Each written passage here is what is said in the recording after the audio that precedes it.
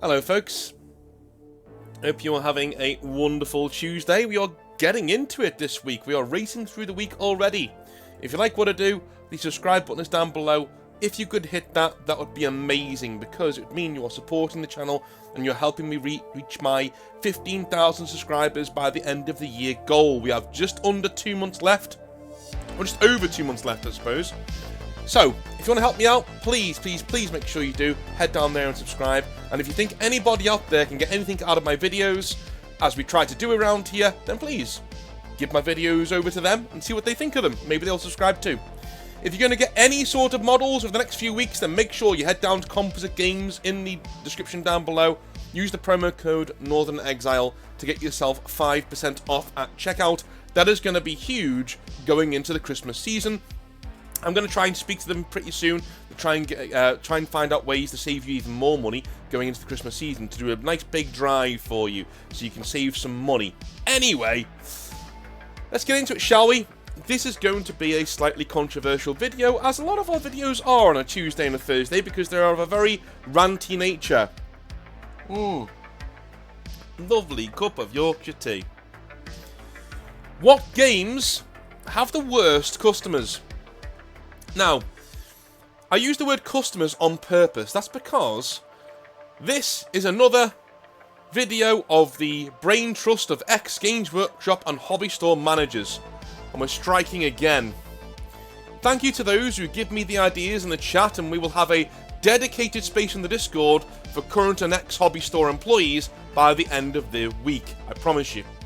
This week we are discussing the games you play in hobby stores, and mainly, which are the more problematic. What games do managers dread when it comes to their time to play in the store? So these are the games in store that cause the most issues, in our opinion. It is not an exhaustive list, and every location varies with its community, of course, but these are the arguments and issues that came up the most often in the past week or two of us discussing it. So I can't wait to do these on Discord as well, so you can all see thought processes. I think we're going to do that after I've recorded this video. I'm going to get that channel up and running and then advertise it, so next time we do one of these, you can all go there and watch the thought process. It's really cool when it happens. Anyway, Magic the Gathering is first. If your favourite game is on here, I apologise. I can only apologise. Yes, 40k is on here somewhere, but I can only apologise. These are the things that people have picked up on over the years, right?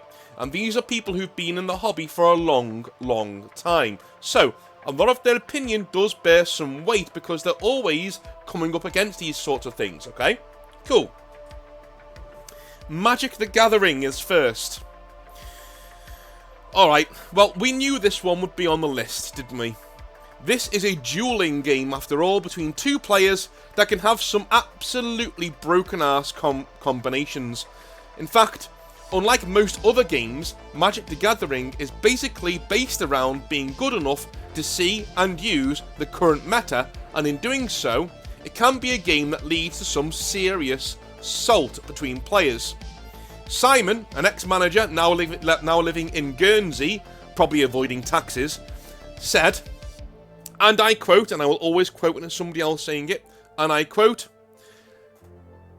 "It was just such..." I'm going to see if I can say that right now. Can I say that right now? Yeah. "It was just such an effing aggro at my store. Honestly, Magic the Gathering, I have no idea if it was my group of lads, but every time we had Magic events on there were arguments, insults, one actual physical fight. It just went on and on. It's just a game that is so all or nothing, with a lot of wiggle room, with not a lot of wiggle room in it. Most of the people winning in your local scene will be bringing almost broken decks to play, and that can grate big time. That's the issue. The game nurtures that feeling of frustration and anger. It would be a shame if 40k ever went that way. Oh wait. Unquote." Yeah, he's got a point there about 40k. In my own hobby store, Magic the Gathering had another reputation entirely, and I apologise for saying this, guys, but it you know, it just is what it is. That of smell and hygiene. For some reason, my own Magic the Gathering crowd were the smelliest, sweatiest, and foulest grouping of cretins I have ever had the displeasure of being around. Like, it got to the point where I had to make them sit in one large corner of the store and cordoned it off. And I would fumigate the rest of the store. This did nothing, of course, and they didn't take the hint. Finally, when we renovated the back room for D&D, we had the Magic crowd go in there on their night and open the back door to air it out, especially in the summer. Oh my god, somebody died in there in the summer. This was a solid group of like 15 guys too, so it's not just like we got unlucky and had one group of friends in there who didn't know how to wash. It was awful, alright? And I know, not everybody who does Magic the Gathering is like this. I'm very much aware of that. But this is a video about telling you about our experiences on what the worst games to have in your store were. And, as a proviso, if it got into the video, at least 5 of our dudes talked about how bad this was. Apart from one. And it's our next one. It's Bolt Action. Yeah. Bet you didn't see that coming, did you? Bolt Action. I'm going to be real though. I love me some Bolt Action, and Mordy and Glory will hate that this is on the list. I'm telling you now. But hey, it came up enough times, so it has to go in, right? And well, it basically came up once or twice, but it came up so virulently that I have to put it in. And it didn't come up for what you might think either. No one really gives a damn if you play Germans or not in Bolt Action, okay? That's not what we're talking about here. Instead, Dave, a store owner from Newcastle, chimes in with, and I quote, "Mate, I have never come across a more historically pompous crowd in all my life. I am being serious. They come in wearing their ridiculous jumpers and trench coats like some really bad substitute teacher. They slam their badly painted armies down and play their games. That's fine. We do 40k here too, and we are good with that kind of person. It's the constant historical back and forth that they go on. It drives me bloody insane, especially on Sundays when my energy levels are starting to flag. They just do a full-on lecture and debate in the middle of the store, and if anybody asks them any questions, they grind everything to a halt and slow everybody down in the store to show off certain valves and guns on their tanks, explaining what they did and how they work. This is all very interesting, lads, but you're not fucking Lindy Beige, and no one here subscribed to listen to you rant on about your toy soldiers. We are here to throw dice. I suggest you get on with it, for fuck's sake." Unquote. So there we are, Dave. Your hatred of Bolt Action made it into the video. That's £50, please. Moving on. Dungeons and Dragons. And this is one that I've had a big part in. I will freely admit. This is one that I had to write on myself because, does D&D have some problems? Dungeons and Dragons. Okay, time for the controversial one. This is one that I can also get behind when it comes to what goes on in the hobby. Some people who play D&D are fucking insufferable. And they mainly fall into a few archetypes. I'm going to name 4 of them. Number 1. The voice actor.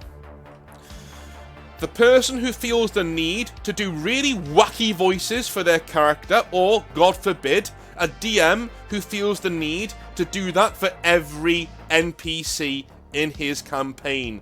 That's not bad in itself, but doing it so loudly it echoes across the entire store, that's not cool. Also, when these idiots are complimented on their voices, they act like they are accepting an award for writing Stairway to Heaven or something.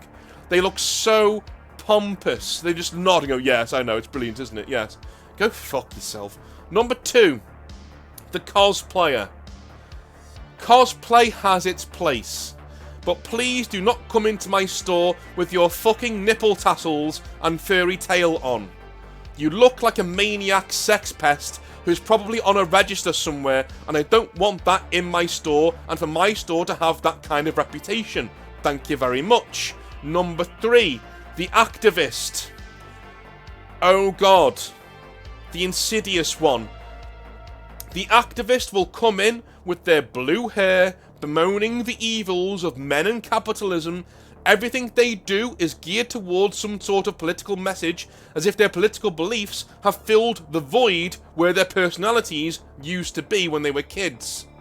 They shout across the store, berate anybody at their table not buying into their bullshit, and in general are unpleasant to be around. Oh, and if your venue, like the hobby store I worked in, if your venue serves food and drink, be prepared for drama if anybody orders anything with meat around them.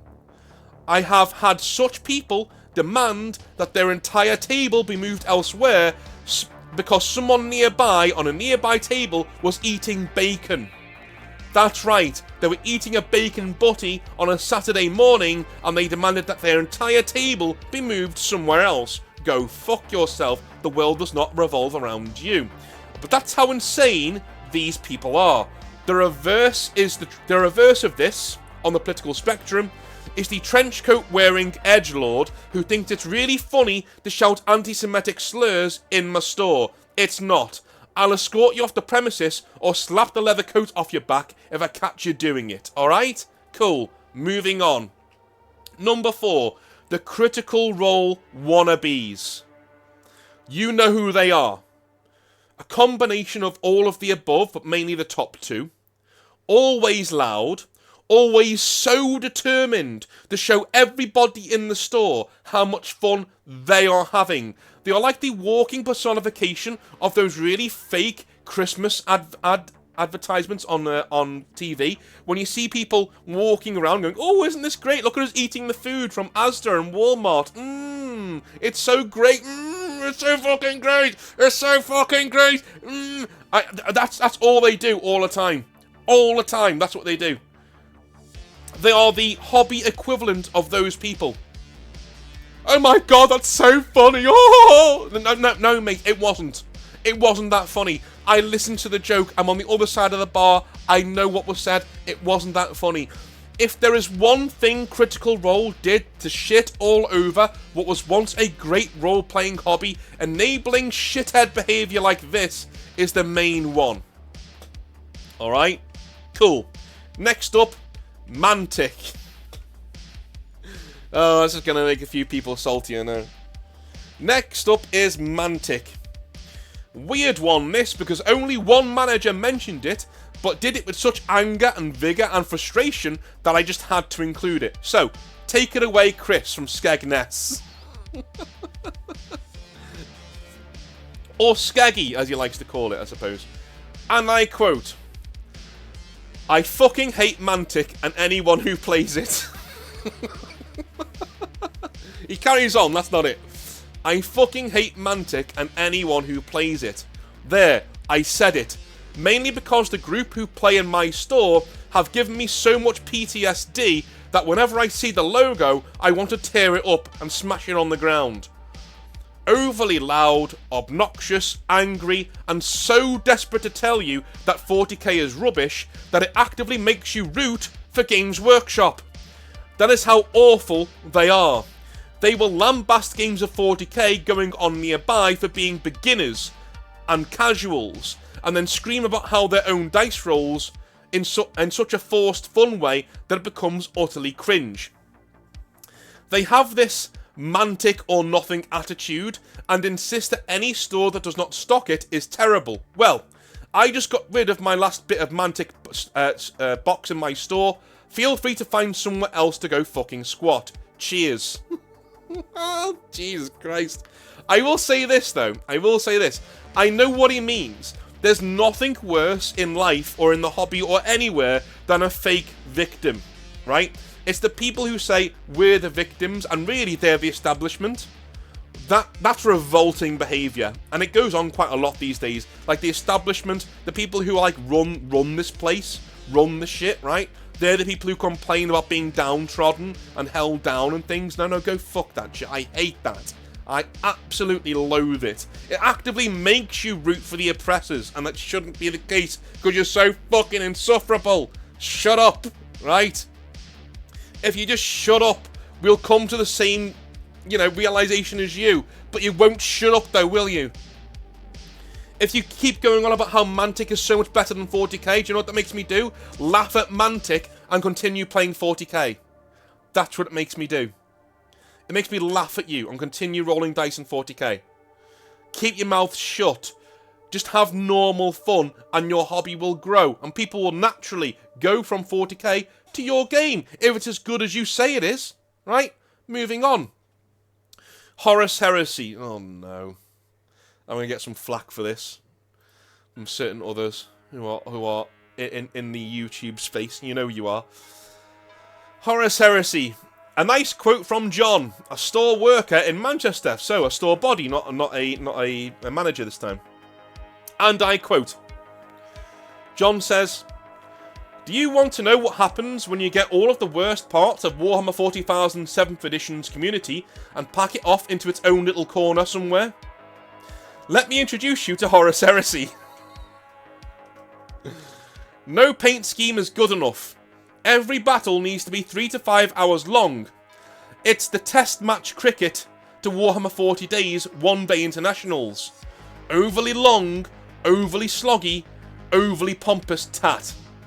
The people who play it do not help the system or the game to be more endearing to others, mainly because they don't want it to be. They want a closed shop. They want it to be for what they term as the elite hobbyists. The only good thing about Horus Heresy, in my opinion, is that it keeps idiots like this in one place, so we can laugh at them, we don't have to put up with them, or listen to them anymore for the most part. Cheers, John." Okay. That was so well done from an anger standpoint. As much as I kind of disagree, because I like Horus Heresy, I do get what you're saying. I've met Horus Heresy people like this. I think everybody in the Horus Heresy fandom has met somebody like this, right? Has met somebody where they are so determined to tell you how, you know, utterly cool their own thing is that they need to just whine about all the things that you're doing. But that doesn't mean 40k gets away with it. No, because Warhammer 40,000 made it onto this list in a big way. And that's the last thing we're going to talk about in this video, because this one's going to go on for, I would say, quite a long time, because we've had quite a lot of people talking to us about how 40k sometimes ruins their stores. So let's get into it, shall we? So, the main event of the video, I suppose. 40k does make it onto the list of the games that are worse for your store. Right. The number one reason, and these aren't numbered in some terms of, you know, severity, it's just, you know. So the number one reason, cheaters leading to arguments. We've all been there in the store. You want to provide a good ambiance and a good place for people to come and do their hobby. You want to have your models there. You want to have all of your people having a good time. You want parents to come in and go, "Oh, this Warhammer thing looks good. Come here, little Jimmy. Do you want to play some of these games? You're 12 now. You can come on these games, and there's somebody else in the hobby pumping money into the hobby to keep us going, to keep the hobby growing. Awesome stuff." Do you know what they don't want to hear? Somebody shouting about somebody else having a meta list, or somebody who's not getting their dice rolls correct, or somebody who's getting their rules wrong. Those things happen in every single hobby, but because Warhammer 40,000 is so all-encompassing, I don't think there's another game in another genre with such a stranglehold over a certain game type that Warhammer 40,000 does. Maybe GTA when it comes to modern-day open-world, you know, adventure games. But apart from that, you know, GTA only comes out once every 10 or 15 years. Warhammer comes out every year or so, right? So there is a big stranglehold of 40k on what we currently have in our hobby, which means most of the bigger problems will be coming from that fan base, unfortunately. Especially when it comes to cheating, leading to very loud arguments in the store. Number 2. Overwhelming the rest of the store with sheer numbers. This came up a lot. As much as it looks like people on this list don't like smaller games because they don't sell that well, or because their fan bases are quite obnoxious in their stores, the opposite is true. every manager that I know would love every game like Star Wars Legion to be flying off the shelves, because not only are people playing more games, but they're making more money, because other things are selling really well. The problem is, Warhammer 40,000 is such a leviathan in our industry that it completely takes over any store in which it is played. If you're in a city or a large town and you play Warhammer 40,000, immediately you could have a store that doesn't do Warhammer 40k at all. It only does specialist games from other people, right? The minute 40k is allowed in that store, it instantly becomes the most played and largest game in that store. You could have done no 40k for years, and the moment you do 40k in your store, you start selling it, it's your biggest earner, it's your biggest seller with the most amount of players. That's the kind of leviathan that we have in our industry right now, and sometimes it can lead to a narrative of 40k or nothing, which can lead to toxic behaviours from other fan bases, as we've seen before, with people from Mantic and with people from, say, Bolt Action and things like that, right? It can lead to people reacting in a toxic way to the oversaturation of 40k that's going on in their own community. And you can hardly blame people for having such a knee-jerk reaction, even if it is really, really, really toxic at times. Number 3, the general smell and hygiene of some players. Now, I will say this. I think that 40k is a victim of its own success. Because most people in the hobby play 40k, most of the problem characters being in 40k will mean that most of the problems are coming from this game. Being so mainstream attracts both the good and the bad. A lot of people also with mental issues that can intimidate others into staying away from a hobby tend to choose 40k. It's the largest game. It has the biggest brand recognition. Most of their friends will already play it. It's the biggest, newest, coolest thing most of the time. And so most people with issues that will perhaps turn other people away from your store will end up choosing 40k. As we said yesterday, there's nothing inherently wrong with not wanting to play somebody who has mental issues if you don't have the time to deal with it. It's only wrong when you think that person is not worthy of anybody's time because of the issues that they have, which isn't true, right? Well, here's the thing with 40k. Because of its vastness, because of its size, most of the problem people in our hobby play 40k. It just simply is how it is. And it shelters a lot of people with a lot of issues. The very first video I did on this channel about problem customers was a story that I told about a guy who was not very healthy to be around children, right, in the store that I worked in, and how it was dealt with really, really, really well by my manager. That was one of the first videos I ever did on the channel to do with Games Workshop stories and the things that happened to me whilst I was working there, right?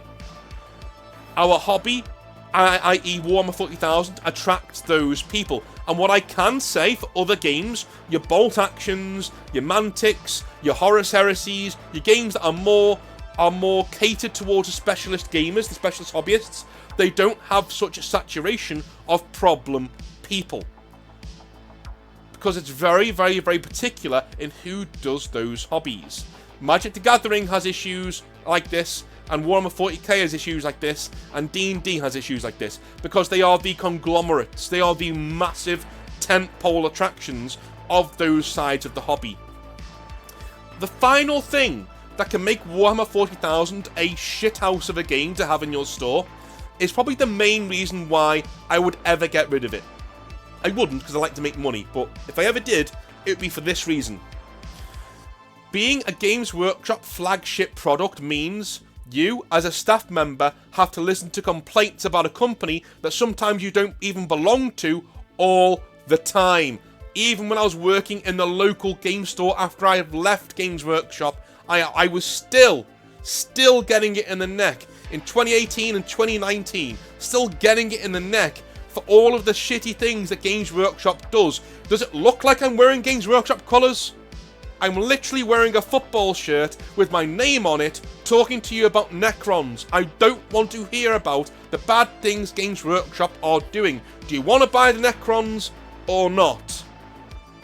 That's the stage you get to after a while. It is so incessant and so all-consuming all the time. The hatred for Games Workshop, that if you sell their products, it's almost like you're acting like a mouthpiece for the company itself. And what's even worse, if you're just a trade account, if you're just a normal manager of a non-Games Workshop store, you're also being shat on by Games Workshop from a great height as they hike up their prices for you, as they make sure you never have the models in your store that you actually need to sell to your customers, as they fuck up the orders that people make at your store so you have to deal with the fallout and they don't. You're also dealing with Games Workshop being a bad company, but also everybody at your store, most of the people there, also think you have a hand in it. Can you imagine the frustration? Yeah, that's why Warhammer 40,000 is one of the worst games to have in your store. The only reason it's there is because it's the flagship product and it's the one that makes you the most money. That's it. I swear to you now, if you could go to any manager out there and you say, look, I can just give you the money you make for 40k every month, do you want to get rid of it? They'd be like, yes. Yes. I will fill that game space up with something else. I will do more Mantic, I will do more Bolt Action, I will do more Malifaux, I will do anything but that. Because I don't have to put up with the rigmarole of dealing with Games Workshop anymore. So, those are the games that have the worst customers in Warhammer 40,000. Have I been too harsh? Have we been too harsh? I don't know. But let me know in the comment section down below. There are other games that made it in, and I may do a part 2 with those games in it as well. So before you start complaining in the comment section down below, I know that, you know, maybe the game you don't like isn't on this list right now. There were many others that didn't make it in. Many others. So, bear with me. I may be back next week with another video, on a part 2 maybe, to go over other games that are really aggravating to have on in your store. Thank you to all of you who participated in making sure that I had stuff to say. Thank you very much for all of you who have already signed up interest in our Discord group that we're going to be on there. Hopefully, part 2, maybe the first one that we do on Discord, so people can also see the thought processes that people come up with when they're talking about this stuff. Alright? Alright. Love you all a long time. I will speak to you very soon. I'll speak to you tomorrow, where we're going to be doing some more Hobby Nightmares, and then we'll be doing a very special rant. A very special rant on Thursday about Creative Assembly and Games Workshop. About how they're basically the same company, and that sucks ass. Love you. See you then. Have a good one. Bye now.